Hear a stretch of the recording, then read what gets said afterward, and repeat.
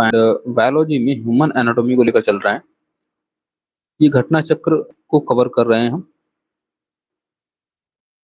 ठीक है। तो मेरा जो प्रोसेस रहेगा वो ये होगा कि पहले मैं आपको कुछ चीज़ें समझा दूँ, उसके बाद में सवाल कराऊँ। तो घटना चक्र से मैं डायरेक्ट आपको सवाल कराने बैठ जाता हूँ, तो भी आप जो है अच्छे से एक प्रोडक्टिव सेशन नहीं रहेगा। तो मेरा थोड़ा-सा इस ओर झुकाव ज़्यादा रहेगा कि मैं थोड़ा-सा आपको इन्फॉर्मेशन एक्स्ट्रा दे दूँ पहले से ही, जिससे कि आप सवाल समझ सकें। फॉर एग्ज़ाम्पल मेरा जो पहला टॉपिक है, वो है हमारा skeletal and muscle system. Skeletal and muscle system. तो देखो दोस्तों, स्केलेटल सिस्टम क्या होता है? यानी हड्डियों का ढांचा, हड्डियों का ढांचा। तो हड्डियों का जो ढांचा है जिसकी वजह से हमारा पूरा बॉडी रुका हुआ है, ये तो है स्केलेटल सिस्टम। यानी हड्डियाँ जो हैं उनको क्या बोलते हैं? स्केलेटल सिस्टम बोलते हैं। ये बॉडी का जो ढांचा है वो हड्डियों के कारण रुका हुआ है। उसके ऊपर जो है मांस की एक परत चढ़ी हुई है जिसको हम बोलते हैं मसल। क्या बोलते हैं? मसल। यानी जो हड्डी है, हड्डी के ऊपर एक मांस की परत चढ़ी हुई होती है, उस उसको क्या बोलते हैं दोस्तों? मसल बोलते हैं, मसल। ये मसल जो है मूवमेंट में हेल्पफुल होती है, हड्डी को हड्डी से पिसने भी नहीं देती। तो मसल जो है हड्डी को जकड़े हुए है, ऐसा भी हम बोल सकते हैं।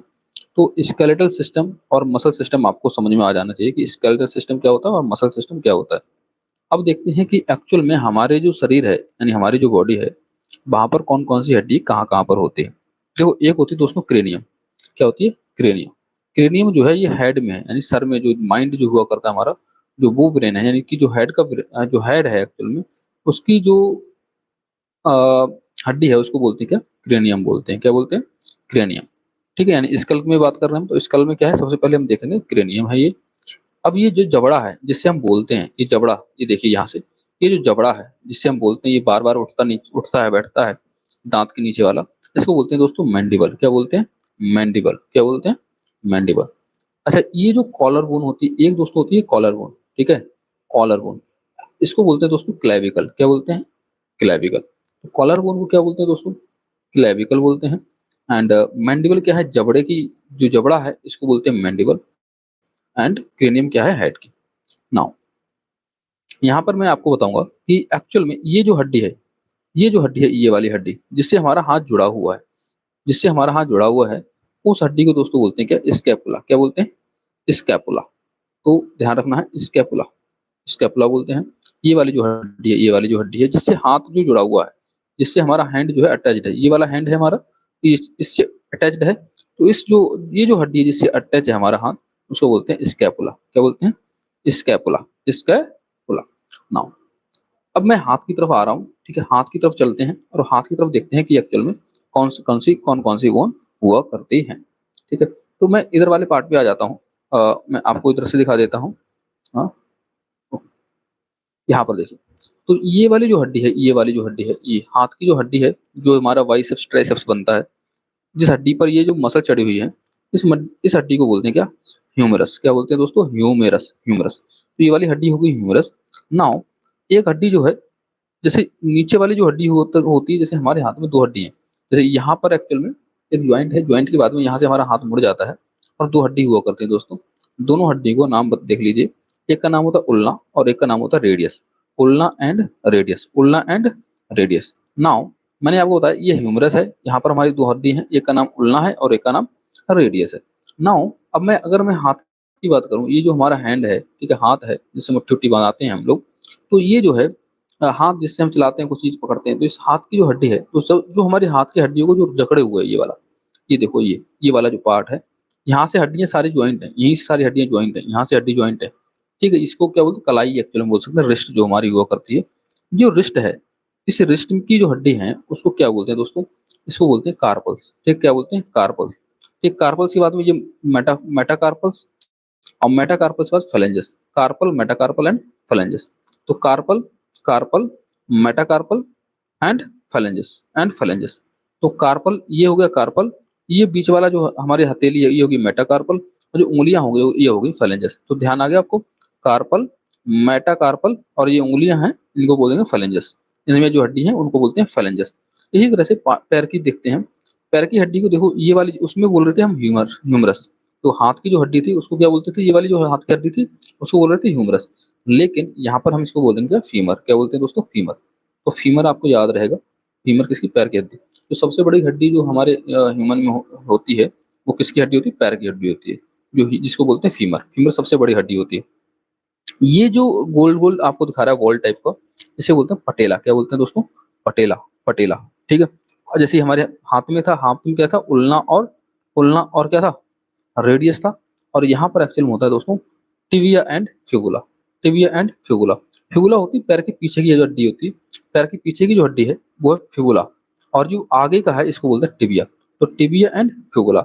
इसी तरह से अगर मैं बात करूं पैर की हड्डी, तो पैर की हड्डी जहां से ज्वाइंट हो रही होगी इसको बोलते हैं tarsals. Tarsals, metatarsals and phalanges. Phalanges उंगली को तो फेलेंजेस ही बोलेंगे, जैसे जो फिंगर्स हैं इनको तो फेलेंजेस ही बोलेंगे। लेकिन जो पंजा है उसका जो हड्डी है उसको बोलते हैं मेटाटार्सल। और जहां से ये जो एडी जो हुआ करती है, जहां से जुड़ा हुआ होता है पैर हमारा, इसको बोलते हैं टार्सल्स। तो टार्सल्स, मेटाटार्सल एंड फेलेंजेस। समझ में आ गया आपको।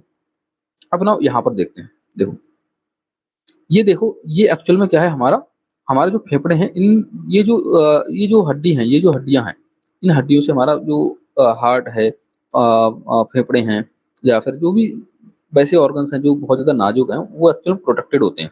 ये वाली जो हड्डियां होती हैं, ठीक, ये वाली जो हड्डियां हुआ करती हैं, इन हड्डियों को बोलते क्या है एक्चुअल में, है ना, ये जो पसलियां बोलते हैं, यानी कि रिब्स। तो ये रिब केज है। क्या बोलते हैं हम इसको, बोलते हैं रिब केज। और रिब का क्या है, पिंजरा है, यानी हड्डियां, ये पसलियों का क्या है, पिंजरा है। और ये पसलियों का जो पिंजरा है दोस्तों, इसका नाम कैसे कैसे देते हैं, ध्यान रखना है आपको। जिससे ये कनेक्टेड है, ये सारी की सारी हड्डियां जिससे कनेक्टेड, देखो एक तो पीछे हड्डी होगी, ये रीढ़ की हड्डी है एक्चुअल में, ये दोस्तों क्या है, पीछे देखो, पीछे शरीर के पीछे ये रीढ़ की हड्डी है। ठीक है। और जो आगे है हमारे, यानी चेस्ट के जो आगे जो हड्डी है, बीच वाली हड्डी जो है, इसको बोलते हैं क्या है, इसको बोलते हैं दोस्तों स्टर्नम। स्टर्नम। क्या बोलते हैं दोस्तों, स्टर्नम।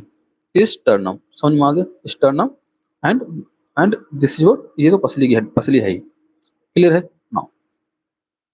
देखो ये मैंने आपको सिर्फ बेसिक बताया, मैं आपको फिर बता रहा हूँ, मैंने आपको बहुत ज़्यादा चीज़ें नहीं बताई, मैंने सिर्फ और सिर्फ बेसिक बताया है। और बाकी सारी इन्फॉर्मेशन वो हम क्वेश्चन के जरिए जान लेंगे। नाउ चलते हैं आगे। Question number 1।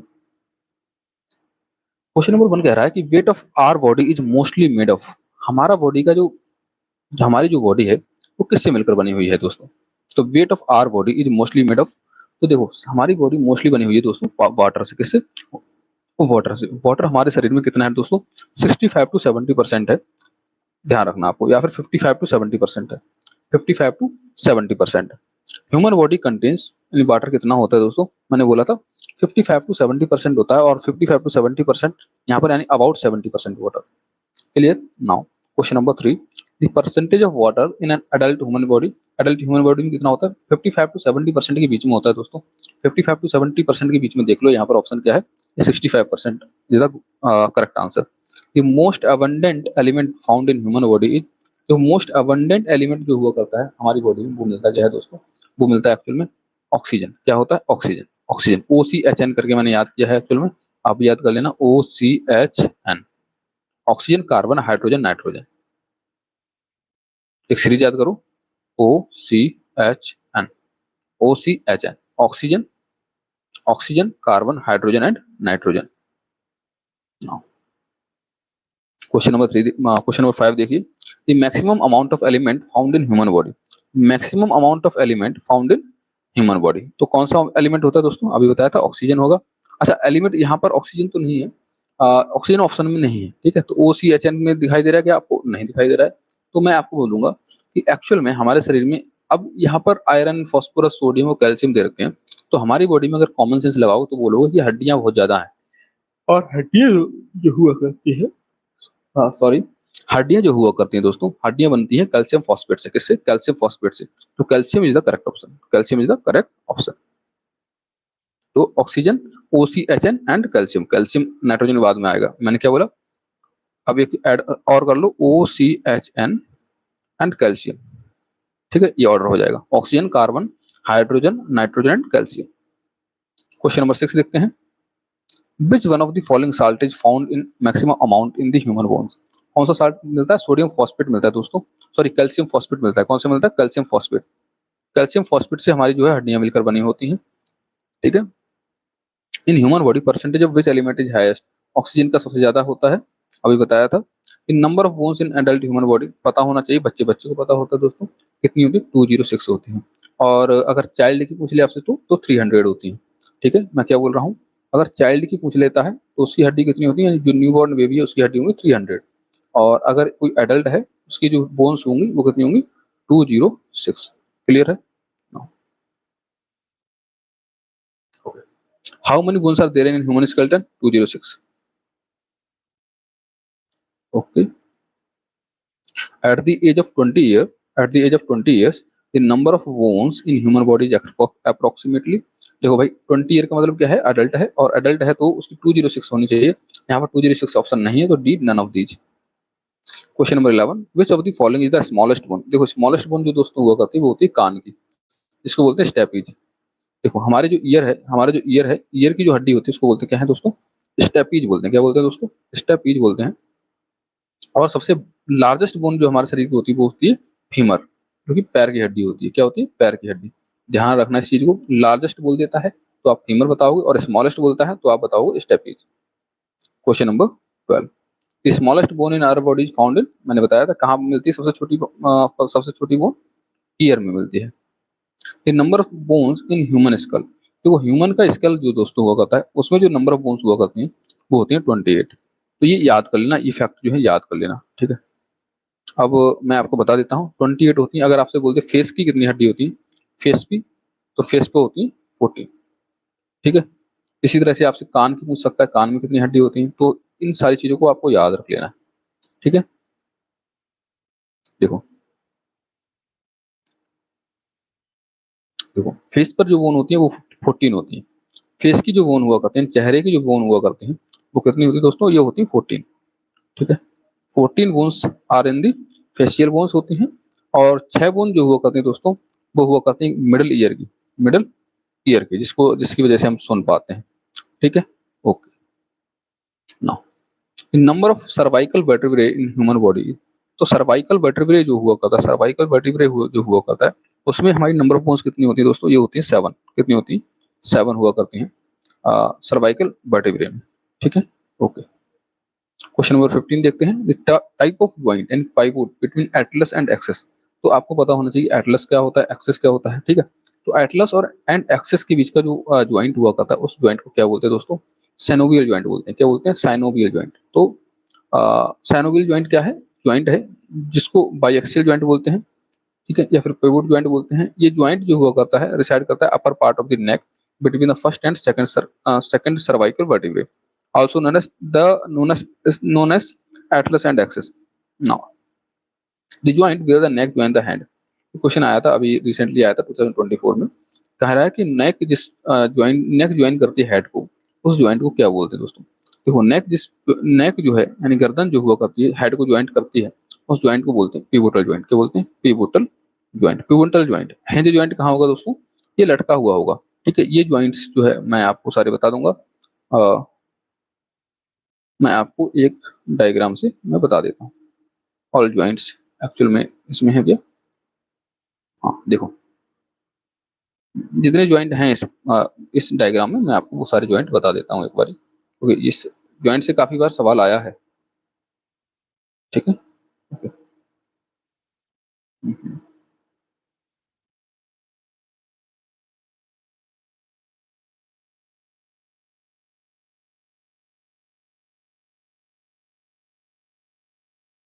ओके, सो देखो ये जो हाथ हुआ करते हैं दोस्तों, हैंड, जहां से हैंड जुड़ा हुआ है, ठीक है, जहां से हैंड जो जुड़ा हुआ है, इसको जो ज्वाइंट है इसको बोलते हैं शोल्डर ज्वाइंट को वॉल एंड सॉकेट ज्वाइंट। क्या बोलते हैं दोस्तों? Wall and socket joint. देखो ये जो हाथ लटका हुआ है जहां से, ये जो हाथ जहां से लटका हुआ है इसको हिंज ज्वाइंट बोलते हैं, या एल्बो ज्वाइंट। एल्बो में जो कोहनी हम बोलते हैं हिंदी में, कोहनी, कोहनी यानी एल्बो जो हुआ करती है, एल्बो का जो ज्वाइंट है उसको बोलते हैं क्या? Hinge joint. क्या बोलते हैं? Hinge joint. यहाँ पर वॉल एंड सॉकेट ज्वाइंट है, वॉल एंड सॉकेट ज्वाइंट है। और नाउ यहाँ पर देखो, यहाँ पर भी एक्चुअल में हिंज ज्वाइंट होगा। और ये जो जिस ज्वाइंट से हमारा जो पैर यानी फीमर अटैच्ड हुआ करता है, इसको भी क्या होंगे? Ball and socket joint. तो समझ में आया आपको? ये भी बॉल एंड सॉकेट ज्वाइंट है, ये भी बॉल एंड सॉकेट ज्वाइंट है, ये भी हिंज ज्वाइंट है, और ये भी हिंज ज्वाइंट है, ये भी हिंज ज्वाइंट है।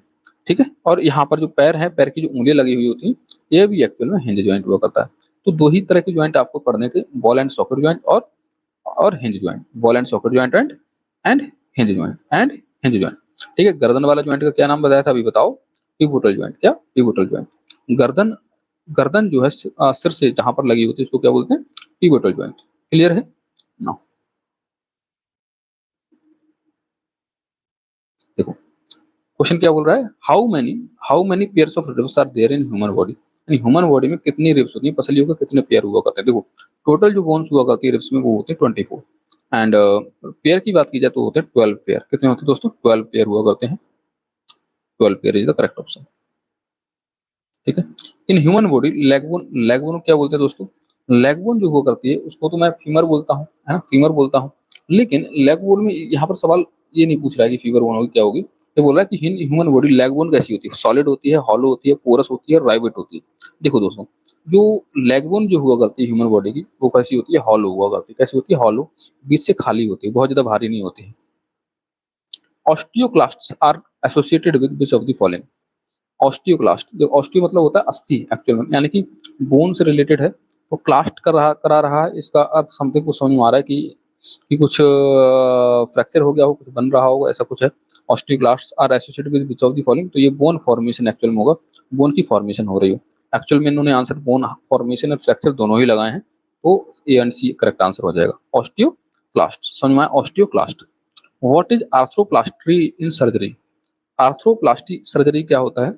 आर्थ्रो मतलब क्या होता है? ये आर्थ्रो, ये जो है सारी सारी अस्थि से रिलेटेड बात कर रहा है। और यहाँ पर होता क्या है, जो हिप का ज्वाइंट हुआ था उसका रिप्लेसमेंट किया जाता है, हिप के ज्वाइंट का रिप्लेसमेंट होता है एक्चुअल में आर्थ्रोप्लास्टी। तो आर्थ्रोप्लास्टी एक ऐसी सर्जरी है जिसमें हिप का जो ज्वाइंट है, हिप हिप ज्वाइंट कहाँ पर था दोस्तों? हिप ज्वाइंट कहाँ पर था दोस्तों? मैं आपको फिर दोबारा दिखा देता हूँ, चलिए इमेज पर। This is hip joint, actually this is hip joint. ठीक है, हिप ज्वाइंट है। तो हिप के ज्वाइंट के रिप्लेसमेंट को क्या बोलते हैं दोस्तों?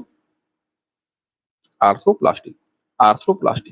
Clear? Question number 21, the part of the skeleton that are not as hard as bone and which can be bent are called। देखो हमारे स्केलेटन का पार्ट है वो हार्ड तो हुआ करता है, बोन के जैसे लगते हैं कि वो हार्ड है, लेकिन एक्चुअल में होते नहीं। जैसे कि फॉर एग्जांपल हमारे नोज है, नोज में आपके आगे वाली जो नोज टिप है एक्चुअल में आप देखना वहां पर कोई क्या कोई हड्डी है? हड्डी तो नहीं है,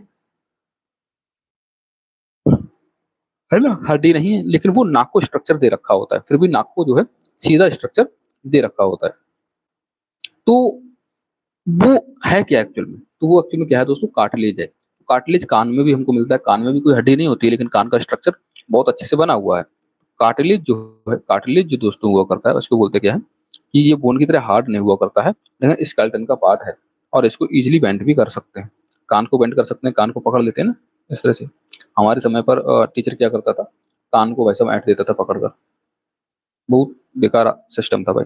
दी bone are held together by elastic tissue are called. देखो बोन्स को हेल्ड करते हैं, यानी बोन बोन को हेल्ड करने वाले जो टिश्यू है उसको क्या बोलते हैं दोस्तों? उसको बोलते हैं लिगामेंट। ठीक है, क्या बोलते हैं? लिगामेंट। ध्यान रखना है, बोन एंड बोन के बीच के जो टिश्यू है, इलास्टिक टिश्यू है, उसको बोलते हैं दोस्तों लिगामेंट। क्या बोलते हैं? लिगामेंट। बोन एंड मसल के बीच में अगर जो कनेक्टिव टिश्यू है उसको बोलते हैं टेंडन। क्या बोलते हैं? टेंडन। तो दो वर्ड याद रखना, लिगामेंट एंड टेंडन। तो plaques formed on teeth are made up of.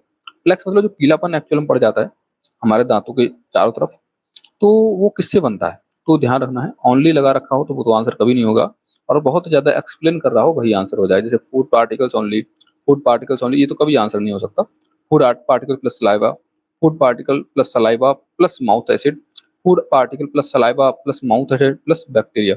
Actual में ये बहुत ज्यादा एक्सप्लेन करने की कोशिश कर रहा है कि बैक्टीरिया भी हो सकते हैं माउथ में, एसिड तो होता ही होता है, फूड पार्टिकल तो होते ही होते हैं। तो डी करेक्ट ऑप्शन है ये, मतलब फ्री हिट क्वेश्चन है, मेरी नज़र में क्या है, फ्री हिट क्वेश्चन है।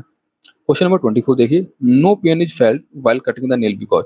देखो नेल्स जो हुआ करते हैं वो एक्सोस्केलेटन का पार्ट हुआ करते हैं। कैसे? एक्सोस्केलेटन का पार्ट हुआ करते हैं। अब नाउ मैंने आपको नहीं बताया कि एंडोस्केलेटन और एक्सोस्केलेटन क्या होते हैं। देखो एंडोस्केलेटन क्या है, हमारे शरीर के अंदर जो स्केलेटन सिस्टम है, यानी हड्डी का जो सिस्टम है उसको बोलते हैं एंडोस्केलेटन। एक होता है दोस्तों एक्सोस्केलेटन। एक्सोस्केलेटन एक वैसा सिस्टम है हमारी बॉडी का जो बाहर बाहर है, जिसको काटेंगे तो दर्द भी नहीं हमको होगा, जैसे कि हेयर्स, जैसे कि नेल्स। तो हेयर हो गया, नेल्स हो गए, ठीक है, ये जो है ये एक्सोस्केलेटन का पार्ट है। कहाँ का पार्ट है? एक्सोस्केलेटन का पार्ट है। तो कह रहा है no pain is felt while cutting the nail because nails are made of the material of dead cell in which there is no blood circulation. Okay, nails are useless part, useless तो कोई चीज है नहीं actually में, हमारे body में कोई भी चीज यूजलेस नहीं है। Nails are made of calcium phosphate, calcium phosphate से दोस्तों हड्डी बनती है। ठीक है, ये करेक्ट ऑप्शन है कि नेल्स जो हुआ करते हैं वो डेड सेल के बने हुए होते हैं, इसीलिए हमको दर्द नहीं होता है। Question number 25, alpha carotene is protein present in, alpha carotene जो प्रोटीन है दोस्तों ये मिलती है हमको स्किन में। तो अल्फा कैरोटीन प्रोटीन कहाँ मिलेगी दोस्तों? स्किन में मिलती है। Clear? Question number 26, hair is compose of protein called, hair किस प्रोटीन से मिलकर बने होते हैं? देखो हेयर जो हुआ करते हैं वो कैरेटिन प्रोटीन से मिलकर बना होता है। किससे? Keratin. Which one of the following protein is present in human hair and nail, मैंने बताया था अभी आपको कैरेटिन एक्चुअल में होती है। ह्यूमन के हेयर हो गए या फिर स्किन जो हुआ हो गई, सॉरी नेल्स जो हो गए वो किससे बनते हैं? कैरेटिन से बनते हैं। किससे बनते हैं? कैरेटिन से बने होते हैं। Question number 28, which of the following are required for the formation of bones and teeth, bones की फॉर्मेशन एंड टीथ की फॉर्मेशन के लिए क्या जरूरत क्या चाहिए होता है? देखो बोन्स हो गए या टीथ हो गए ये कैल्शियम फॉस्फेट से बनते होंगे, यानी कि कैल्शियम एंड फॉस्फोरस की नीड होगी। तो कैल्शियम एंड फॉस्फोरस, मैं कई बार बोल चुका हूँ कैल्शियम फॉस्फेट से हमारी बोन बनी होती है। और सबसे ज्यादा ताकतवर जो हुआ करता है हमारे बॉडी में, सबसे ज्यादा, हड्डी भी बहुत ज्यादा ताकतवर नहीं है, हमारे जो टीथ हुआ करते हैं टीथ, ठीक है, टीथ बहुत ज्यादा स्ट्रांग हुआ करते हैं, इनको तोड़ना मुश्किल होता है, हड्डी की तुलना में टीथ बहुत ज्यादा स्ट्रांगर होते हैं। विच one of the following nutritional element is not essential for the formation and strengthening of bone and teeth, तो बोन और टीथ की स्ट्रेंथनिंग में कौन सा हेल्पफुल नहीं है? तो इसमें से आपका जो सवाल का जो जवाब होगा वो क्या होगा? देखो आयोडीन जो हुआ करता है लिक्विड फॉर्म में हुआ करता है, ये लिक्विड फॉर्म में आता है और आयोडीन को हम कंज्यूम वगैरह नहीं करते हैं ज़्यादातर। तो आयोडीन जो हुआ करता है ये जो है न्यूट्रिशनल एलिमेंट नहीं है। ठीक है, बाकी कैल्शियम और फॉस्फोरस तो होगा ही, कैल्शियम फॉस्फोरस से तो बनता ही है, और फ्लोरीन भी एक्चुअल में बोन को स्ट्रेंथनिंग में हेल्प करता है, लेकिन आयोडीन का कोई रोल नहीं है। Question number 30, the number of teeth that are developed twice in the life time of human beings are, देखो दोस्तों जब हम छोटे बच्चे होते हैं तो हमारे दांत दो बार आते हैं एक्चुअल में, हम बोलते हैं ठीक है, तो डाइफायोडेंट बोलते हैं एक्चुअल में, डाइफायोडेंट, डाइफायोडेंट, एंड जिसके ट्वाइस बॉर्न होता है, टीथ क्या होते हैं हमारे ह्यूमन की बॉडी में, टीथ ट्वाइस बॉर्न होते हैं, एंड कुछ बचपन में उगाते हैं, कुछ बचपन में उगाते हैं वो झड़ जाते हैं, फिर दोबारा उगते हैं, जब एडल्ट हो जाता है दोबारा उग जाते हैं उसके। तो ये ट्वाइस हैं, ट्वाइस लाइफ टाइम में दो बार उगते हैं हमारे दांत, जिसे बोलते हैं डाइफायोडेंट। क्या बोलते हैं? डाइफायोडेंट। तो जिसमें जो हमारे 20 दांत होते हैं, 20 दांत होते हैं, ये सबसे पहले उगाते हैं, इसको बोलते हैं दूध के दांत। तो दूध के दांत कितने निकलेंगे? 20 दांत ही निकलेंगे एक्चुअली, 20। तो यानी कि 20 दांत होते हैं, ट्वाइस डेवलप होते हैं। Which of the following is the strongest part of our body, मैंने बताया था स्ट्रॉन्गेस्ट पार्ट जो हुआ करता है हमारी बॉडी का वो हुआ करता है दांत। दांत की कहाँ कहाँ किस दांत किस हड्डी से बनकर बना होता है? इनेमल से। किससे मिलकर बना होता है? Enamel. Enamel is the correct option. Enamel कहाँ पर है? देखिए बी, जो टूथ की इनेमल जो हुआ करती है वो सबसे ज्यादा स्ट्रांग हुआ करती है। Question number 32, which one of the following statement is incorrect about muscle in human body, statement incorrect बोल रहा है मसल के बारे में। Muscle can only push the bone, muscle work in pairs, muscle become shorter stiffer and thicker when contracted, more than one of the above. Okay, देखो incorrect पूछ रहा है तो ध्यान रखना, मसल जो हुआ करती है पेयर्स में वर्क करती है, शॉर्टर हो जाती है, स्टिफर हो जाती है, थिकर होती है जब कॉन्ट्रैक्ट होती है। जब कभी भी अपने हाथ को कॉन्ट्रैक्ट करना तो शॉर्ट हो जाती है। एक्चुअल में आप हाथ को कॉन्ट्रैक्ट करके देखना, ठीक है, इकट्ठा करके देखना तो शॉर्ट हो जाएगी और लेकिन मोटी हो जाएगी।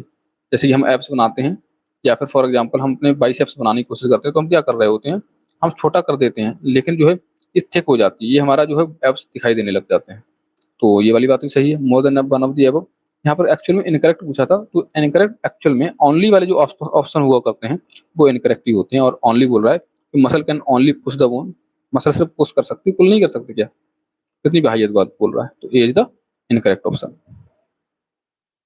Question number 33, which of the following is the smallest muscle in the human body, smallest muscle human body में क्या होती है? मैंने बताया था ये स्टेपीज में होती है, कान में हुआ करती है एक्चुअली, तो स्टेपीडियस। ठीक है, now the strongest muscle in the human body, मैंने बोला था स्ट्रॉन्गेस्ट जो मसल हुआ करती है ह्यूमन बॉडी में वो हुआ है एनेमल, जो कहाँ होगी? जॉ में होगी, यानी कि दांत में होगी, जबड़े में होगी। ठीक है, अच्छा यहाँ पर देखो मिला के देखो, breast bone, collar bone, knee cap और शोल्डर ब्लेड। देखो मैंने आपको बताया था कि जो क्लेविकल जो हुआ करती है ये कॉलर बोन हुआ करती है, क्या होती है, कॉलर बोन हुआ करती है। तो बी का क्या होना चाहिए, पहला होना चाहिए। और ब्रेस्ट बोन, जो ब्रेस्ट एक्चुअल में एक चेस्ट पे जो बोन हुआ करती है उसका नाम होता है दोस्तों स्टर्नम। क्या होता है, स्टर्नम।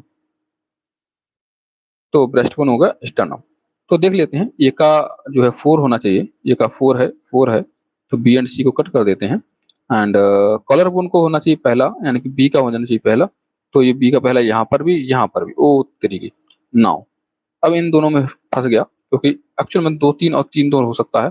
तो यहाँ पर देखो, यहाँ पर देखो क्या ऑप्शन हो सकता है। तो यहाँ पर देखो नी कैप जो हुआ करता है, नी कैप, नी कैप में जो दोस्तों हुआ करती है हड्डी, उसका नाम होता है क्या, पटेला। नी कैप में क्या होता है, पटेला नाम होता है।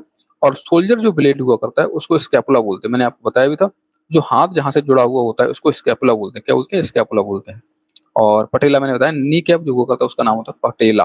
पटेला, जो नी का कैप है, जो जो हमारा ये है ना, घुटना जहां से मुड़ते हैं घुटना, इसमें क्या लगा होता है, पटेला लगा होता है। ठीक है। नाउ ये मैंने आपको बता दिया, एक चैप्टर हमारा खत्म हो गया। चैप्टर क्या था, चैप्टर का नाम था, क्या नाम था भाई, स्केलेटल सिस्टम। क्या नाम था, skeletal system, skeletal and muscle system. Now moving to the next chapter. ठीक है, बहुत ज्यादा फास्ट चल रहे हैं क्या हम लोग। Digestive system. ठीक है, 35 क्वेश्चन हमने कितने मिनट में कर दिए, 26 मिनट में किया, यानी 27 मिनट में हमने 35 क्वेश्चन कर दिए, मतलब हमारी स्पीड अच्छी खासी है। चलो, एक बार मैंने कहा, क्या कहा, मैंने कहा डायग्राम हम बताएंगे, बताएंगे जरूर आपको कि एक्चुअल में कहाँ पर क्या चल रहा है। 2 मिनट का हम रेस्ट लेते हैं। हाँ, चलो, फिर हम स्टार्ट करेंगे।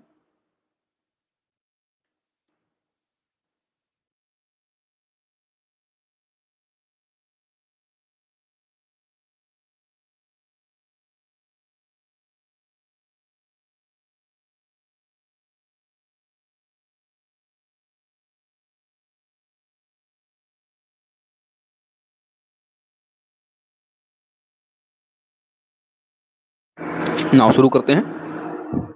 अब देखिए, डाइजेस्टिव सिस्टम, ये डायग्राम थोड़ा सा घटिया है। Okay, let me insert from from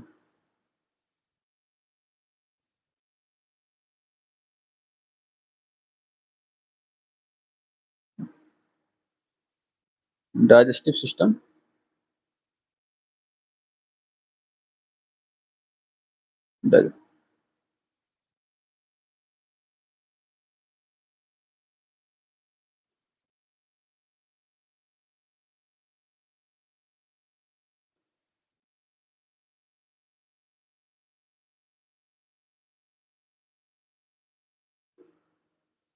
कोई अच्छा दिखाई दे जाए ना तो बेटर रहेगा।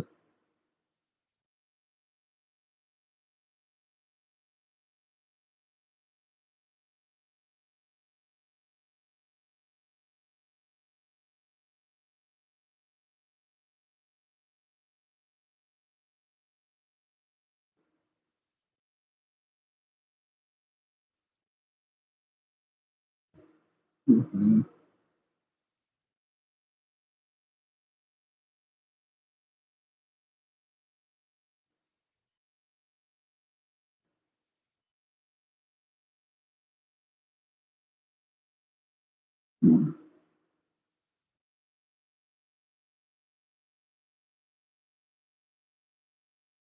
देखो मैं जैसा चाह रहा हूँ यार वैसा मिल नहीं रहा है मुझे।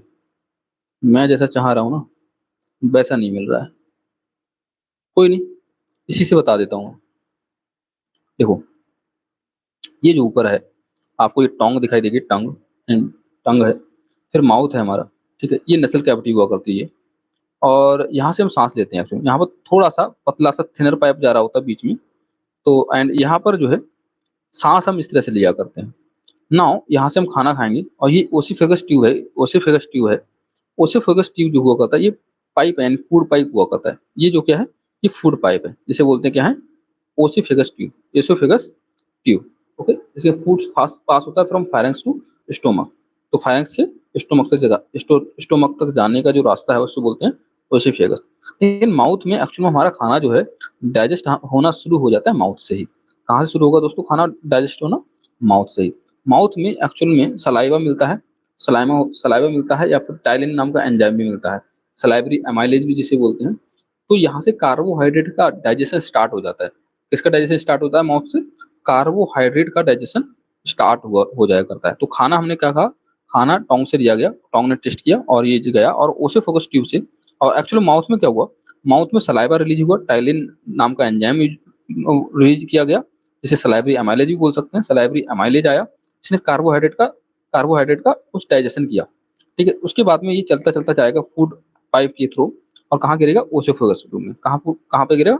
ओसेफेगस ट्यूब में। देखो ओसेफेगस ट्यूब में डायरेक्ट ऐसे कि देखो खाना एक्चुअल में ग्रेविटी के कारण डायरेक्ट अगर गया तो एकदम से धड़ाम से नहीं बोलेगा पेट में। तो इसीलिए यहाँ पर पेरिस्टाल्सिस मूवमेंट हुआ करता है। कौन सा होता है? Peristalsis movement. पेरिस्टाल्सिस मूवमेंट का मतलब क्या है? फॉर एग्जाम्पल खाना आया, ये मान के चलो ये पाइप है, ये पाइप है, तो खाना एक्चुअल में अगर हम डालेंगे खाना, तो खाना अंदर आएगा तो ये फूल जाएगा, ऐसे हो जाएगा। ठीक है, इसी तरह से फिर आगे खाना बढ़ेगा तो ये पतला हो जाएगा, फिर दूसरे बार में क्या होगा, यहाँ पर मोटा हो जाएगा। ठीक है, फिर अगली बार में खाना बढ़ेगा, यहाँ पर खाना आ गया, अब यहाँ से खाना और आगे और नीचे बढ़ेगा तो यहाँ पर क्या होगा, ये सब पतला हो गया, फिर नीचे की तरफ ऐसे कर फूल जाएगा। तो इस तरह से यानी कि पेरिस्टाल्सिस मूवमेंट हो रहा है, मतलब पाइप को चीरता हुआ, पाइप को जो है पाइप जो है हल्के हल्के उसको खाना छोड़ रहा है, पाइप जो है एकदम से नहीं गिरने दे रहा है, बल्कि पेरिस्टाल्सिस मूवमेंट करा रहा है खाने का। खाने का कैसा मूवमेंट करा रहा है? पेरिस्टाल्सिस मूवमेंट करा रहा है। तो खाना वरना डायरेक्ट गिर जाएगा, मतलब ये फूल के यहाँ पर आ गया, फिर यहाँ आ गया, फिर यहाँ आ गया। इस तरह से खाना मतलब बहुत हल्के-हल्के करके जाता है, नहीं तो एचसीएल जो है सॉरी स्टोमक जो है, स्टोमक में एकदम से धड़ाम से गिरेगा। अब जैसे ही खाना जाता है ना, खाना जाने से पहले होता क्या है हमारे शरीर में, हमारे बॉडी में, जो स्टोमक है, स्टोमक में एक-एक लेयर बनाई जाती है। और क्यों लेयर बनाई जाती है? क्योंकि एचसीएल रिलीज़ होता है। क्या होता है? एचसीएल यहाँ पर भरा हुआ है। तो एचसीएल जो है इतना, इसका पीएच इतना ज़्यादा कम है। पीएच कम होने का मतलब है कि एसिडिटी इतना ज़्यादा है कि अगर मैं आपके हाथ पे लगा दूँ, हाथ पे डाल दूँ, इस पेट का एचसीएल निकाल के अगर आपके हाथ पे डाल दूँ ना, मान के चलिए आपका हाथ जल जाएगा। आपका हाथ जल जाएगा, इतना एसिड होता है ये। तो ये पेट क्यों नहीं जल रहा है फिर? तो यहाँ पर एक म्यूकस की लेयर बन जाती है, एक म्यूकस की क्या बन जाती है? लेयर बन जाती है, और वो एसिड यहाँ पर आ जाता है। एसिड जो है इसके ऊपर से एचसीएल एसिड प्रेज़ेंट होता है। जैसे ही खाना गिरा तो एचसीएल इसको क्या करेगा? इसको डिकम्पोज़ करेगा। एसिड क्या करेगा? इसको डिकम्पोज़ करेगा। फिर खाना की बात करें, यहाँ से होते हुए जाएगा, कहाँ पर जाएगा? यहाँ से होते हुए हमारी छोटी आंत में जाएगा खाना। कहाँ जाएगा? छोटी आंत में जाएगा। स्मॉल इंटेस्टाइन में जाएगा। कहाँ जाएगा? स्मॉल इंटेस्टाइन में। स्मॉल इंटेस्टाइन में जो है चीज़ें जो है डाइजेस्ट होती हैं बहुत ज़्यादा। सबसे ज़्यादा खाना का जो डाइजेशन जो हुआ करता है, वो कहाँ होता है दोस्तों? स्मॉल इंटेस्टाइन में होता है। स्मॉल इंटेस्टाइन के थ्रू वो चला जाएगा क्या? लार्ज इंटेस्टाइन में। लार्ज इंटेस्टाइन वाटर को एब्ज़ॉर्ब कर लेती है और एनस के थ्रू खाना को बाहर निकाल देती है, पोटी वगैरह कर देती हैं। ठीक है, तो जो है वेस्टेज करके निकाल देती है एनएस के थ्रू। समझ में आ रहा है आपको? तो इस तरह से चीज़ें चलती हैं। ठीक है, अब हमारे ना कुछ ऑर्गन्स हुआ करते हैं, उनका काम क्या-क्या है वो समझो। जैसे गाल ब्लैडर है, गाल ब्लैडर का काम होता है स्टोरेज करना बाइल जूस का। बाइल जूस को स्टोर करने का काम किसका होता है? गाल ब्लैडर का होता है, गाल ब्लैडर का होता है। लीवर के पास में ही एक ऐसे मान के चलो, लीवर के पास में ही एक जो गाल ब्लैडर है लगा हुआ, इस गाल ब्लैडर का तो लीवर जो हुआ करता है, सॉरी लीवर जो हुआ करता है दोस्तों, लीवर का काम करता है, लीवर क्या काम करता है दोस्तों? लीवर जो है ये ये प्रोडक्शन करता है बाइल जूस का, एंड बाइल जूस बनाता है लीवर। स्टोर कौन करेगा? गाल ब्लैडर करता है। गाल ब्लैडर उसको स्टोर करके रखता है, स्टोर करके रखता है। ठीक है, क्लियर है आपको? समझ में आ रहा है? ओके ना, यहाँ पर एक पैनक्रियाज आपको देखने को मिलेगी। ये क्या है? ये पैनक्रियाज है। ठीक है, पैनक्रियाज का काम क्या है? यूरिया को सिंथेसिस करना, यूरिया की सिंथेसिस करना काम है पैनक्रियाज का। पैनक्रियाज का काम क्या है दोस्तों? यूरिया की सिंथेसिस करना या पैनक्रियाटिक जूस बनाना। ठीक है ना, आगे बढ़ते हैं। मतलब हम सिर्फ थोड़ा सा रिव्यू दे रहे हैं, बाद में क्वेश्चन के थ्रू हम सारी चीजों को समझ लेंगे। Question number 1, in human body most of the digestive process takes place in, तो मोस्ट ऑफ द जो डाइजेस्टिव प्रोसेस हुआ करती है वो स्मॉल इंटेस्टाइन में होती है। मैंने आपको बताया था सबसे ज्यादा डाइजेशन जो हुआ करता है कहाँ होता है? स्मॉल इंटेस्टाइन में होता है, यानी छोटी आंत में हुआ करता है। Which of the following are not the taste of the tongue, tongue के टेस्ट कौन-कौन से नहीं? देखो दोस्तों, जीभ को जो टेस्ट हुआ करते हैं, टंग टेस्ट मैं दिखा रहा हूँ आपको, एक पेज निकाल के, टंग टेस्ट।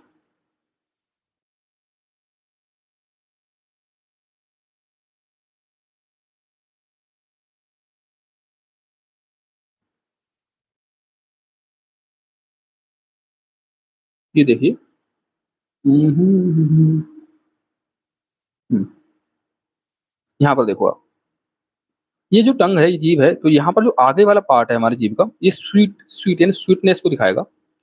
साइड में जो है ये साल्ट दिखाता है, ये सोर दिखाता है, खट्टापन दिखाता है और ये बिटर दिखाता है। और जो बीच वाला पार्ट बचा है इन्होंने लिखा नहीं, इसका टेस्ट होता है उमामी।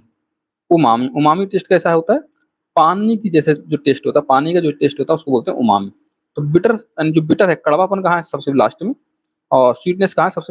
सबसे आगे। यानी मीठापन सबसे आगे है और कड़वापन सबसे पीछे है। कड़वापन सबसे पीछे है और साल्ट और सोर साइड में। साल्ट और सोर यानी खट्टापन और नमकीन जो है साइड में है। ध्यान रखना इस चीज़ को। तो खट्टापन और नमकीन साइड में है और आगे स्वीट है, यानी कि सबसे आगे जो है मीठापन है और सबसे पीछे क्या है? कड़वापन है।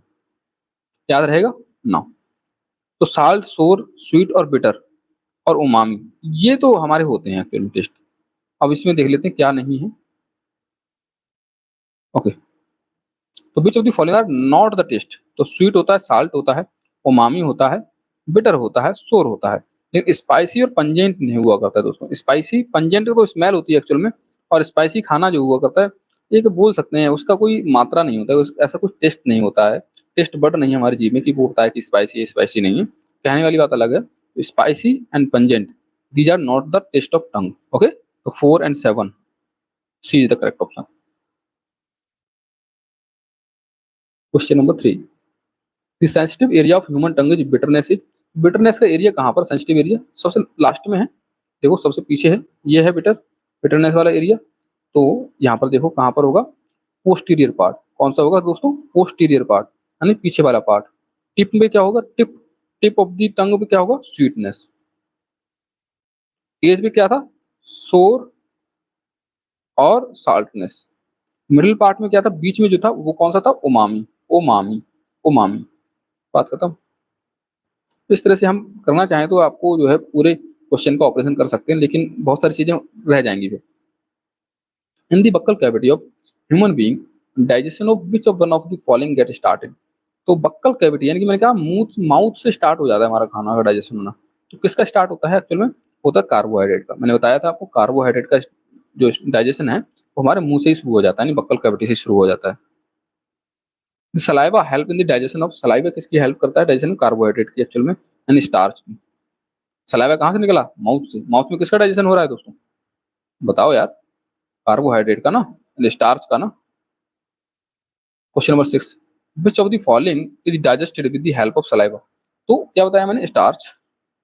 Enzyme involve in the hydrolysis of starch to glucose is. देखो हाइड्रोलिसिस करना है स्टार्च का ग्लूकोज में, तो कौन सा एंजाइम इन्वॉल्व होगा एक्चुअल में? तो एंजाइम जो इन्वॉल्व हुआ करते हैं ऐसे केस में वो होता है अमाइलेज। एक्चुअल में एज जिसके पीछे लग जाए तो वो दरअसल क्या होता है, कार्बोहाइड्रेट को डाइजेस्ट किया करता है। ठीक है, इस बात को याद रखना आप। और आई एन करियर जैसे रेन लग जाए, पेप्सिन लग जाए, इस तरह की जो चीजें होंगी, एक ट्रिक बता रहा हूँ, हमेशा ट्रू नहीं होगा। ये प्रोटीन को डाइजेस्ट करती हैं, प्रोटीन को डाइजेस्ट करती हैं। लेकिन अगर एज लग जाता है लास्ट में, तो ये मोस्ट प्रोबेबली कार्बोहाइड्रेट को डाइजेस्ट कर रहे होंगे, कार्बोहाइड्रेट को डाइजेस्ट कर रहे होंगे। तो यहाँ पर स्टार्च से ग्लूकोज कौन बना रहा है? अमाइलेज बना रहा है, क्योंकि हमारे बक्कल कैविटी में मिलता है अमाइलेज। ठीक है। अच्छा, ये सॉल्व किया हुआ है मेरा पहले का ना, तो मैं इसको मिटा देता हूँ। एक्चुअली में क्या है, ये मैंने एक लेक्चर पहले बनाया था और उसमें क्या हुआ, मेरा माइक से यार वॉइस बेकार आ रहा था, तो इसलिए जो है दोबारा रिकॉर्ड करना पड़ रहा है मुझे। मेरा माइक वर्क नहीं कर रहा था, तो पूरी मेहनत, 2-3 घंटे का लेक्चर था वो, और पूरी मेहनत मेरी बर्बाद हो गई। ठीक है।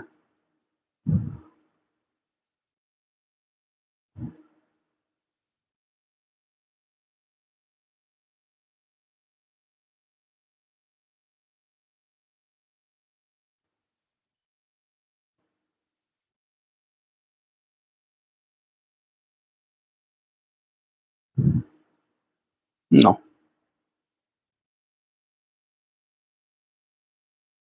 हम्म। हाँ, यहाँ ये वाला सवाल कर लिया ना हमने। Enzyme involve in the hydrolysis of starch कौन था? अमाइलेज। हाँ, हो गया इस बात पे। ये वाला देखते हैं। In human body the liver has an important role in fat digestion. कह रहा है कि लीवर का एक इंपॉर्टेंट रोल हुआ करता है फैट के डाइजेशन में। फैट के डाइजेशन में इंपॉर्टेंट रोल हुआ करता है लीवर का। हाँ, होता तो है। ठीक है, लीवर फैटी नहीं हो जाता। ध्यान, आपको मतलब मेरी मम्मी की बहुत ज़्यादा तबीयत खराब हो गई थी। फैट फैटी लीवर हो गया था, और वो बहुत बड़ा दिक्कत होता है। खाना वाना नहीं खा पाता इंसान। ठीक है, डाइजेस्ट ही नहीं कर पाता कुछ। तो डाइजेशन में एक्चुअल में लीवर का बहुत बड़ा रोल होता है। ठीक है, पर्सनल एक्सपीरियंस से बताया मेरे को। Liver produce two important fat digesting enzyme. देखो यार, लीवर जो हुआ करता है ना, कोई एंजाइम वगैरह प्रोड्यूस नहीं करता है। तो रीजन तो गलत है, लेकिन असर सच है ये। A's true but R is false. तो liver does not produce fat digestive enzyme. It detoxify करता है केमिकल को। ठीक है, तो ध्यान रखना, लीवर जो है ना डिटॉक्सिफाई करता है। ये डिटॉक्सिफाई करता है केमिकल को और मेटाबोलाइज करता है ड्रग्स को। ठीक है, लेकिन ये कोई जूस वगैरह रिलीज नहीं करता। ठीक है, यही बोल रहा है ना, ये बोला कि कोई इंपॉर्टेंट फैट डाइजेस्टिंग एंजाइम को रिलीज करता नहीं करता भाई। Question number 9, in which organ hydrochloric acid is secreted. मैंने बोला HCl सीक्रेटेड किया जाता है, कहाँ पर होता है दोस्तों? स्टोमक में होता है, और इसकी पीएच इतनी कम होती है ना भाई साहब, आपके हाथ को जला सकता है। Question number 10, which of the following acid is secreted in the stomach by HCl hydrochloric acid. Enzyme is a, enzyme क्या है? विटामिन है, बैक्टीरियम है, या फिर बायो कैटलिस्ट है? देखो, एंजाइम जो हुआ करते हैं दोस्तों, वो बायो कैटलिस्ट होते हैं। क्या होते हैं? Bio catalyst. तो एंजाइम सर बायो कैटलिस्ट, ये एक्चुअली में क्या करते हैं? रिएक्शन को कैटलाइज करते हैं। कैटलाइज का, कैटलिस्ट का मतलब होता है कि उसको तेज करना, रिएक्शन को क्या करना? तेज कर देना। ठीक है, एंजाइम्स आर बेसिकली, एंजाइम्स जो बेसिकली जो हुआ करते हैं, ये बोल सकता हूँ प्रोटीन हुआ करती हैं। ठीक है, या बायो कैटलिस्ट बोल दूँ, बात एक ये। Most of the enzymes are, most of the जो एंजाइम होते हैं, मोस्ट ऑफ द जो एंजाइम्स हुआ करते हैं, वो क्या होते हैं? वो प्रोटीन्स हुआ करते हैं। क्या होती है? प्रोटीन्स हुआ करती हैं। Enzymes are proteins. Substance which are responsible for catalysing chemical reaction in living system are. देखो, substance which are responsible catalyse करना, मैंने बोला कैटलाइज करना के काम किसका है? कैटलाइज करने का, रिएक्शन को तेज करने का किसका काम है? एंजाइम का काम है। बायो कैटलाइज भी बोलते हैं ना। Question number 16, which of the following statement about enzymes are correct. They are biocatalyst, अभी बताया था कि वो बायोकैटलिस्ट होते हैं। They perform their action on the site where they are produced. कहना कि जो वो परफॉर्म करते हैं अपने एक्शन को वहां पर जहां पर वे लोग प्रोड्यूस होते हैं। तो इनमें से करेक्ट बोल रहा है, करेक्ट कौन सा होगा? तो दोनों ही करेक्ट है एक्चुअल में। ठीक है, तो they are biocatalyst, they perform their action on the site where they are produced. Clear now? तो C is the correct option. Which enzyme can catalyse the conversion of glucose. तो glucose के conversion को कौन सा enzyme catalyse कर सकता है? तो which enzyme can catalyse the conversion of glucose, conversion of glucose. तो ग्लूकोज के जो कन्वर्जन है उसको कौन सा एंजाइम कैटलाइज कर सकता है? Glucose, conversion of glucose into ethanol, यानी कि ग्लूकोज से इथेनॉल बन रहा है, कौन बनाएगा? कौन सा एंजाइम जो है ग्लूकोज से इथेनॉल बनाएगा? तो वो बनाता है दोस्तों जाइमेज। क्या होता है? Zymase. Zymase is the correct option, zymase. याद रखोगे। Production of which one of the following is function of the liver. किस चीज़ का प्रोडक्शन करता है लीवर? तो एंजाइम वगैरह का तो बहुत ज़्यादा फंक्शन करता नहीं, कोई चीज़ ऐसा कुछ जूस वगैरह रिलीज नहीं करता है। लेकिन यहाँ पर मैं बोल सकता हूँ कि यहाँ पर क्या रिलीज करता है? यूरिया रिलीज करता है। लीवर किसका प्रोड्यूस करता है? यूरिया को प्रोड्यूस करता है। किसको प्रोड्यूस करता है? यूरिया को, urea. Question number 19, digestion of lipid take place in the presence of some of the following.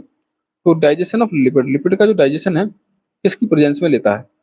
तो बाइल एसिड, लाइपेज या पेप्सिन, किसकी प्रेजेंस में लाइपिड का, लिपिड का डाइजेशन हुआ करता है? तो देखो, पेप्सिन जो हुआ करती है दोस्तों, ये तो प्रोटीन वगैरह के लिए डाइजेस्ट, प्रोटीन वगैरह को डाइजेस्ट करता है। लिपिड एक्चुअल में एक हिसाब से फैट है एक्चुअल में। फैट का डाइजेशन क्या करेगा? एज लगाएगा, और बाइल एसिड, एसिड तो करता ही करता है, बाइल एसिड करेगा और लाइपेज भी करेगा। तो C is the correct option. Question number 20, the source of the enzyme lipase का सोर्स क्या है दोस्तों? जो लाइपेज जो रिलीज हुआ करता है दोस्तों, वो हुआ करता है पैनक्रियाज से। कहाँ से रिलीज होता है? पैनक्रियाज से होता है, पैनक्रियाज। तो लाइपेज जो एंजाइम है वो कहाँ प्रोड्यूस होता है? पैनक्रियाज में, माउथ में, और स्टोमक में। तो यहाँ पर माउथ, स्टोमक जो है ऑप्शन में नहीं थे, तो हमने पैनक्रियाज ऑप्शन लगा दिया। Question number 21, which one of the following is not a digestive enzyme in the human system? Which one of the following, which one of the following is not a digestive enzyme? कौन सा digestive enzyme नहीं है human system में? Trypsin, ptyalin, pepsin, gastrin. Gastrin जो है ना actual में ये कोई डाइजेस्टिव एंजाइम नहीं है। ट्रिप्सिन है, टाइलिन है, पेप्सिन है, ये सारे डाइजेस्टिव एंजाइम हैं जिसका सिक्रेशन जो होता है किसके द्वारा होता है? पेनक्रियाज के द्वारा होता है। तो जैसे टाइलिन है, पेप्सिन है, ट्रिप्सिन है, ट्रिप्सिन, टाइलिन, पेप्सिन ये पेनक्रियाज के द्वारा रिलीज किए जाते हैं। ठीक है, क्लियर है। गैस्ट्रिन जो हुआ करता है एक पेप्टाइड हार्मोन है, ठीक है, जो कि गैस्ट्रिक एसिड के सीक्रेशन में हेल्प करता है, ऐसा बोल सकते हो। तो गैस्ट्रिन क्या है? एक पेप्टाइड हार्मोन है। गैस्ट्रिन क्या है? हार्मोन है, ना कि ना कि कोई digestive enzyme. Question number 22, in human body the digestion of protein begin in which of the following organ? Protein का डाइजेशन कहाँ पर होता है दोस्तों? तो देखो प्रोटीन का जो डाइजेशन है दोस्तों वो कहाँ पर होता है? स्टोमक में होना शुरू होता है, स्टोमक से होना शुरू होता है। कार्बोहाइड्रेट का डाइजेशन कहाँ से शुरू हो रहा था दोस्तों? कार्बोहाइड्रेट का डाइजेशन जो था वो बक्कल कैविटी से शुरू हो गया था, लेकिन बक्कल कैविटी थ्रू ओसिफेगस ट्यूब के थ्रू आते आते आते आते खाना कहाँ पहुंचा? स्टोमक में। स्टोमक में ही जो प्रोटीन है उसका डाइजेशन स्टार्ट हो गया। Question number 23, which of the following enzyme is are release in stomach for protein digestion? Protein digestion के लिए कौन से एंजाइम रिलीज हुआ करते हैं स्टोमक में? तो बोल रहा है chymotrypsin, trypsin, pepsin. Okay, protein की डाइजेशन की मैंने बात बताई थी आपको। प्रोटीन डाइजेशन जो हुआ करता है वो इन करके लगाओ, वो सारे के सारे हो जाते हैं फिर। तो यहाँ पर एक्चुअली जो प्रोटीन का डाइजेशन होगा ट्रिप्सिन, काइमोट्रिप्सिन और पेप्सिन में, तो आंसर इसका होगा पेप्सिन। सिर्फ पेप्सिन जो हुआ करता है ये रिलीज होता है स्टोमक में प्रोटीन के डाइजेशन के लिए। तो क्या आंसर होगा? बी हो गया आंसर, ऑनली 3। ठीक है, चलिए अब एक चीज समझो, ट्रिप्सिन और काइमोट्रिप्सिन जो हुआ करते हैं ये ऑप्शन क्यों नहीं थे? क्योंकि ट्रिप्सिन और काइमोट्रिप्सिन जो हुआ करते हैं ये पैनक्रियाज के द्वारा रिलीज किए जाते हैं, ना कि स्टोमक के द्वारा रिलीज किए जाते हैं। ध्यान रखना इस चीज को। Question number 24, which one of the following enzyme convert protein into amino acid? तो प्रोटीन को अमीनो एसिड में कन्वर्ट कन्वर्ट करेगा। मैंने आपको बताया था एज लगा हुआ है तो ये तो सारे के सारे कार्बोहाइड्रेट को कन्वर्ट करने वाले होंगे, तो pepsin is the correct answer. Protein को कन्वर्ट करने वाला पेप्सिन हो गया। Now question number 25, all the protein in our food are digested in small intestine only. अगर कहीं पर ओनली लगा रहा है तो मोस्ट प्रोबेबली वो गलत होता है। मैंने कई बार बताया है, कई क्वेश्चंस करा चुका हूं मैं, तो अब बहुत सारे अगर आप मेरा देख रहे हैं लेक्चर कहीं से, तो ये मान के चलिए अगर ओनली लगा हुआ है तो मोस्ट प्रोबेबली वो आंसर गलत हो जाता है। ठीक है, तो यहाँ पर असर्शन तो गलत हो गया, और असर्शन जैसे ही गलत हुआ तो रीजन ट्रू हो गया। तो assertion is false but R is true, D is the correct option. लेकिन देख देख लेते हैं रीजन को फिर भी। The protein digesting enzyme from the pancreas are released into the small intestine, ये वाली बात सही है। पैनक्रियाज से, देखो मैं आपको फिर डायग्राम दिखा रहा हूँ।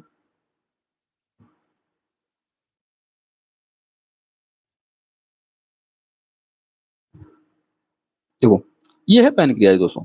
पैनक्रियाज से जो भी डाइजेस्टिव एंजाइम रिलीज हुआ करते हैं, ठीक है, पैनक्रियाज से जो भी डाइजेस्टिव एंजाइम रिलीज हुआ करते हैं वो स्मॉल इंटेस्टाइन में जाएंगे। कहाँ जाएंगे? Small intestine. क्लियर है? पैनक्रियाज यहाँ पर है ना। और पैनक्रियाज क्या काम करती थी? मैंने बताया था आपको, यूरिया की सिंथेसिस में काम करती थी, यूरिया को सिंथेसाइज करा करता है। हम्म, ओके, तो कौन सा क्वेश्चन था? हाँ, 25 हो गया था। 26, an enzyme which help in digestion of protein. तो प्रोटीन के डाइजेशन में क्या होगा? बताओ भाई। एज लगा है, एज लगा है, एज लगा है, कार्बोहाइड्रेट का होगा, तो ट्रिप्सिन हो गया। मैंने बताया था ये हेल्प कर रहा है ना, मेरा ट्रिक काम कर रहा है ना। करेगा भाई, बिल्कुल करेगा, अभी नहीं बोल रहा हूँ। विच of the following change is catalysed by the enzyme trypsin? Trypsin के द्वारा क्या होगा भाई? प्रोटीन का डाइजेशन होगा ना। प्रोटीन, और प्रोटीन को बनाते किसमें है? प्रोटीन को एक्चुअल में अमीनो एसिड में कन्वर्ट किया जाता है। प्रोटीन को किस में कन्वर्ट किया जाता है? अमीनो एसिड में। प्रोटीन को अमीनो एसिड बनाया जाता है किसके द्वारा? एंजाइम ट्रिप्सिन के द्वारा। तो जैसे कि ड्यूटेनम जो हुआ करता है, ड्यूटेनम में ट्रिप्सिन कैटलाइज करता है hydrolysis of peptide bonds, break down करता है प्रोटीन को into smaller peptide bond. The peptide produce are the, इतना ज्यादा मत पढ़ो यार, ठीक है, समझाने को मैं समझा दूंगा, इतना ज्यादा मत पढ़ो। ध्यान रखो कि जो ट्रिप्सिन है वो प्रोटीन को अमीनो एसिड से अमीनो एसिड में कन्वर्ट करता है। Question number 28, in human body which structure is the appendix attached to. देखो which structure is the appendix, appendix किससे अटैच होती है ह्यूमन बॉडी में एक्चुअल में, ये लार्ज इंटेस्टाइन से अटैच होती है। मैं आपको अपेंडिक्स दिखा देता हूँ कहाँ पर अपेंडिक्स है, ठीक है, क्वेश्चन से समझेंगे हम, ठीक है, क्वेश्चन से समझेंगे, ठीक है। तो ये अपेंडिक्स है एक्चुअल में, देखो ये है एक्चुअल में अपेंडिक्स। तो ये लार्ज इंटेस्टाइन है ना दोस्तों, ये लार्ज इंटेस्टाइन है। डायफ्राम भी देख लो आप, ये डायफ्राम है एक्चुअल में, ये क्या है, ये डायफ्राम है, ये है डायफ्राम, और ये क्या है, ये अपेंडिक्स है। अपेंडिक्स जो है लार्ज इंटेस्टाइन से कनेक्टेड है, किससे कनेक्टेड है, लार्ज इंटेस्टाइन से।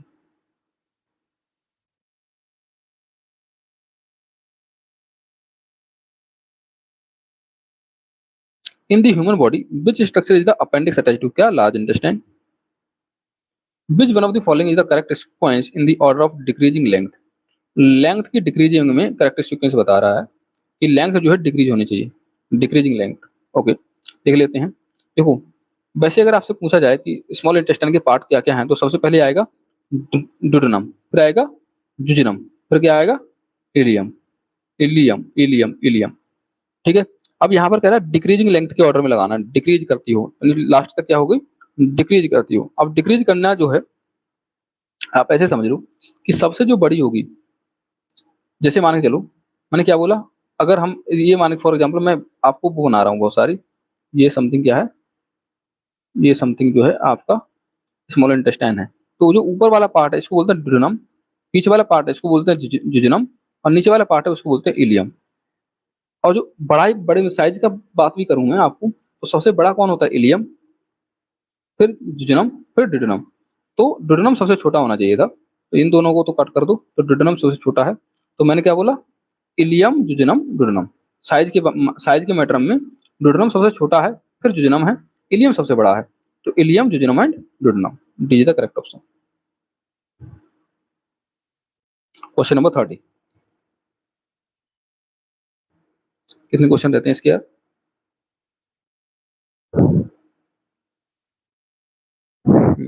चलो ज्यादा क्वेश्चन नहीं है, 20 क्वेश्चन और रह रहे हैं कुछ कुल मिलाकर, 15 क्वेश्चन है, टू बी प्रिसाइज 15 क्वेश्चन बचे हुए। Question number 30, given below there are two statements, assertion क्या कह रहा है, human body is incapable of digesting cellulose. Cellulose को डाइजेस्ट करने के लिए हमारी जो ह्यूमन बॉडी है वो इनकैपेबल है। सेलुलोज मिलता कहाँ से दोस्तों, सेलुलोज जो है डायरेक्ट जो है, अगर हम घास फूस खाएंगे तो हमको सेलुलोज मिलेगा, जैसे गाय वगैरह खाती है तो सेलुलोज मिलता है। तो ह्यूमन बॉडी जो वो करती है, हम डायरेक्ट घास नहीं खा सकते, हमारा शरीर पचा पाएगा क्या, नहीं पचा पाएगा। तो बात सही है कि हम जो ह्यूमन बॉडी है वो इनकैपेबल है डाइजेस्टिंग सेलुलोज को डाइजेस्ट करने के लिए, बात सही लग रही है मुझे तो, ओके सही है। Starch degrading enzyme diastase is found in human body. जो स्टार्च जो हुआ करता है वो एंजाइम को डिग्रेड करता है, जो डायस्टेस हुआ करता है वो कहाँ, हमारी ह्यूमन बॉडी में पाया ही जाता होगा। तो दोनों क्या एक्सप्लेन कर रहे हैं एक दूसरे को, भाई एक्सप्लेन तो नहीं कर रहे हैं, लेकिन दोनों सही जरूर है अपने आप में, यानी both A and R true but R is not the correct explanation of A. Clear है। नाउ क्वेश्चन नंबर 31, आइडेंटिफाई करना है correct pair of enzyme and its function. Acid phosphate, E coli restriction endonuclease acrosin succinic dehydrogenase. Correct pair को आपको जो है पहचानना है। Acid phosphate mitochondrial marker enzyme related to oxidative function, गलत है। E coli restriction endonuclease cut करता है डीएनए को एट स्पेसिफिक प्लेस, भाई बी ही मेरे को करेक्ट मिल गया एक्चुअल में। ओके, जो बी ई कोलाई जो हुआ करता है, ई कोलाई वो रेस्ट्रिक्शन एंडोन्यूक्लियस सेकंड जो हुआ करता है, ये डीएनए को कट करता है, क्या करता है, डीएनए को कट करता है स्पेसिफिक प्लेस में। तो हम ई कोलाई को यूज करते हैं, फॉर एग्जांपल डीएनए में हमको कट लगाना है, ये डीएनए हमारा डबल स्टैंडर्ड डीएनए है, इसको मेरे को ये भी पार्ट जो है बेकार लग रहा है, मेरे को इसको कट लगाना है, तो ई कोलाई डालूंगा और ई कोलाई क्या करेगा, इसको कट कर देगा, क्या कर देगा, कट कर देगा। Question number 32, ptyalin pepsin rennin oxytocin. तो क्या करना है, लिस्ट 1 को लिस्ट 2 से मैच करना है, देख ले हैं। टाइलिन जो हुआ करता है वो क्या काम करता है, पेप्सिन क्या काम करता है, रेनिन क्या काम करता है, ऑक्सीटोसिन क्या काम करता है। देखो अब एक चीज समझो, वो ये है कि टाइलिन जो हुआ करता है, टाइलिन जो हुआ करता है वो स्टार्च को डाइजेस्ट किया करता है, किसको, स्टार्च को डाइजेस्ट किया करता है, ठीक है। और पेप्सिन जो हुआ करता है ये प्रोटीन वगैरह को डाइजेस्ट करना चाहिए। तो देखते हैं प्रोटीन कहीं पर दिखाई दे रहा है मेरे को क्या, हाँ पेप्सिन जो है प्रोटीन को डाइजेस्ट करेगा, मैं कई बार बता चुका हूँ तो 2 एंड थर्ड मेरे को देखना पड़ेगा। ए का 2 बी का थर्ड, ए का 2 बी का थर्ड, ए का 2 बी का थर्ड। ये ऑप्शन गलत, ये ऑप्शन गलत, यानी मेरे पास में ए और डी में बचा। नाउ ए और डी में देखते हैं कौन सा सही है। रेनिन और ऑक्सीटोसिन। रेनिन क्या है, कन्वर्ट कर रहा है एंजियो, रेनिन जो हुआ करता है कन्वर्ट करता है किसको, एंजियोटेंसिन, टेंसिनोजन को इनको इनटू एंजियोटेंसिन। तो एंजियोटेंसिन, सॉरी, एंजियोटेंसिनोजन को कन्वर्ट करता है किसमें, एंजियोटेंसिन में। तो ये रेनिन का काम हुआ करता है एक्चुअली में, रेनिन। बात सही है, कन्वर्ट करता है, ये वाली बात बिल्कुल सही है। ऑक्सीटोसिन जो हुआ करता है दोस्तों, ऑक्सीटोसिन जो हुआ करता है फैट को हाइड्रोलाइज करता है, नहीं। ऑक्सीटोसिन इंड्यूस करता है contraction of smooth muscle, smooth muscle का कॉन्ट्रैक्शन को इंड्यूस कर रहा है कौन, ऑक्सीटोसिन, ऑक्सीटोसिन। तो A is the correct option, A is the correct correct option. तो ध्यान रखना ऑक्सीटोसिन जो है एक हार्मोन है एक्चुअल में, ठीक है, कोई एंजाइम नहीं है, एक हार्मोन हुआ करता है, पॉलीपेप्टाइड हार्मोन हुआ करता है, जो कि प्रोड्यूस होता है posterior posterior lobe of the pituitary gland. तो पिट्यूटरी ग्लैंड जो है हमारे माइंड की ग्लैंड हुआ करती है, उससे इस हार्मोन को रिलीज हुआ था ऑक्सीटोसिन, ऑक्सीटोसिन, ऑक्सीटोसिन। तो स्मूथ मसल्स को कॉन्ट्रैक्ट करता है एक्चुअल में, ठीक है। एक्चुअल में जब भी कोई वैसी गतिविधि करते हैं तब ये एक्चुअल में ऑक्सीटोसिन जो हार्मोन है रिलीज हुआ करता है। मैच करना लिस्ट 1 को लिस्ट 2 से एंड सिलेक्ट करना है करेक्ट आंसर को। विटामिन, एंजाइम, हार्मोन और प्रोटीन। ओके, देखो एक चीज को समझो, जो विटामिन हुआ करता है, अच्छा अच्छा, ओके ओके ओके, पेप्सिन क्या है ये पूछ रहा है, पेप्सिन क्या है, यहाँ से देखो, इधर से देखो, पेप्सिन क्या है। पेप्सिन, पेप्सिन एक्चुअल में क्या है, प्रोटीन है क्या, नहीं यार, प्रोटीन तो नहीं। पेप्सिन क्या है, विटामिन है क्या, नहीं। पेप्सिन एंजाइम है ना एक्चुअल में, पेप्सिन एंजाइम हुआ करता है आई थिंक। और बी का पहला देखते हैं, बी का पहला कहाँ पर दे रखा है, यहाँ दे रखा है और यहाँ दे रखा है। बी का यहाँ दे रखा है और यहाँ दे रखा है। चलो देखते हैं। विटामिन, कैरोटीन तो विटामिन है एक्चुअल में, कैरोटीन तो विटामिन है। क्रेटिन जो होती है, creatine creatine creatine creatine, creatine actual में हमारी प्रोटीन हुआ करती है I think. Let's see, creatine जो हुआ करती है, क्रेटिन जो हुआ करती है वो प्रोटीन हुआ करती है। और हार्मोन जो है टेस्टोस्टेरोन तो हार्मोन ही, ठीक है, प्रोजेस्टेरोन है, टेस्टोस्टेरोन है, वो तो हार्मोन है। प्रोटीन क्रेटिन है, और कैरोटीन जो है विटामिन है, जो कि हमको मिलती है गाजर वगैरह से कैरोटीन मिलती है, ठीक है, जो भी वैसे फ्रूट्स होते हैं। और एंजाइम पेप्सिन है। तो मेरे ख्याल से कौन सा ऑप्शन होना चाहिए, 2 1 4 3, हाँ B is the correct option. Question number 34, the ultimate substance to which the carbohydrate are degraded. Ultimate substance क्या मिलेगा जब कार्बोहाइड्रेट डिग्रेड हो जाएंगे, तो सवाल सिंपल है, क्या मिलेगा, कार्बोहाइड्रेट को जब डिग्रेड करते हैं दोस्तों, कार्बोहाइड्रेट को जब डिग्रेड करते हैं तो अल्टीमेट जो सब्सटेंस है वो हमको मिलता है ग्लूकोज। ग्लूकोज ही एक्चुअल में एनर्जी का फॉर्म है, ठीक है। तो C is the correct option, C is the correct option. Question number 35, extra glucose in body get converted into glycogen. जो एक्स्ट्रा ग्लूकोज हुआ करता है हमारी बॉडी में, वो ग्लाइकोजन बन जाता है और स्टोर कर दिया जाता है। कहाँ स्टोर होता है दोस्तों, ये लीवर में स्टोर होता है। कहाँ स्टोर होता है, लीवर में। एक्स्ट्रा ग्लूकोज हमारी बॉडी में जो भी बनता है वो हमारे लीवर में स्टोर हो जाता है, ठीक है। Now question number 36, energy is stored in liver. Energy को लीवर में स्टोर किया जाता है और मसल एंड मसल में in the form of, energy जो हुआ करती है वो स्टोर होती है लीवर एंड मसल में in the form of what, glycogen. तो ग्लाइकोजन की फॉर्म में ये एनर्जी स्टोर हुआ करती है। How is liver affected on fasting for more than 10 days. अब 10 दिन से आप जो खाना नहीं खा रहे तो लीवर में क्या दिक्कत आएगी, तो लीवर में जो ग्लूकोज लेवल जो हुआ करता है ना, वो कतई रहेगा नहीं एक्चुअल में, ठीक है, डिक्रीज बोल सकते हैं हम इसको। लेकिन इन्होंने जो आंसर दिया है वो दिया है डिमिनिश्ड हो जाएगा, glucose level in liver is diminished. Glucose जो लेवल है लीवर में वो डिमिनिश हो जाएगा पूरी तरह से, ठीक है। चलो question number 38, the stones present in the human gall bladder primarily affects the digestion of. देखो जो स्टोन्स जो होगा जिसे हम पथरी बोलते हैं, वो ह्यूमन के जो गॉल ब्लैडर में अगर हैं वो, तो किसके डाइजेशन को अफेक्ट करेंगे, किसके डाइजेशन को अफेक्ट करेंगे। तो एक्चुअल में ये फैट का डाइजेशन नहीं होने देते हैं। अगर गॉल ब्लैडर होता है तो फैट का डाइजेशन को, फैट के डाइजेशन नहीं होने देते हैं ये लोग। Which is the largest gland in human body. Largest gland कौन सी ह्यूमन बॉडी में, तो लार्जेस्ट ग्लैंड अगर ह्यूमन बॉडी की बात की जाए तो वो होता है लीवर। क्या होता है, liver. Liver is the largest gland in human body. Question number 40 देखते हैं, the largest gland in human body liver. Bile is stored in which of the following organ. Bile juice कहाँ पर मिलता है हमको दोस्तों?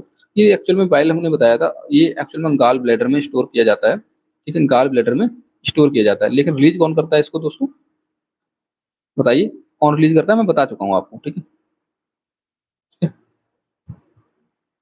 Bile is produced in which part of the body, question आ ही गया, लीवर में, ठीक है। बाइल जो प्रोड्यूस करता है लीवर, और स्टोर कौन करता है? Gall bladder.